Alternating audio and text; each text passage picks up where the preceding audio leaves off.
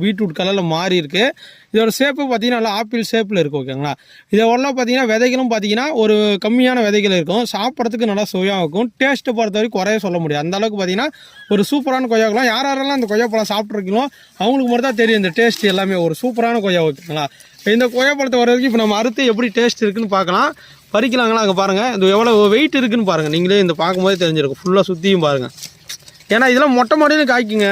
நீங்கள் மொட்டை மாடியில் காய்க்கும் போதும் ஒரு சூப்பராக இருக்கும். இது வந்து பார்த்தீங்கன்னா மொட்டை மாடியில் காய்க்கிறதா இருந்தால் நீங்கள் ஈஸியாக பராமரிச்சிக்கலாம். ஏன்னா டெரஸ் கார்டனுக்கு ஒரு சூட்டபுளான இந்த பீட்ரூட் கொய்யாப்பழம் நம்மக்கிட்ட கிடைக்கும். இப்போலாம் பார்த்தீங்கன்னா பழமுதிர் சோலைகளில் உங்களுக்கு இது வரும். ஓகேங்களா? ஏன்னா பார்த்தீங்கன்னா நம்ம பழம் வந்து பார்த்தீங்கன்னா ஆப்பிள் ஆரஞ்சு விற்கிற மாதிரி பார்த்தீங்கன்னா இதுவும் பார்த்தீங்கன்னா தோட்டத்துக்கு போடுறாங்க. உங்களுக்கு தோட்டத்துக்கு 100 செடி வேணும், எனக்கு ஒரு 500 செடி வேணும்னாலும் இது கிடைக்கும். ஓகேங்களா? பீட்ரூட் கொய்யா பாருங்கள், மரத்துலேருந்து நம்ம பறிக்க போகிறோம். 1 2 3.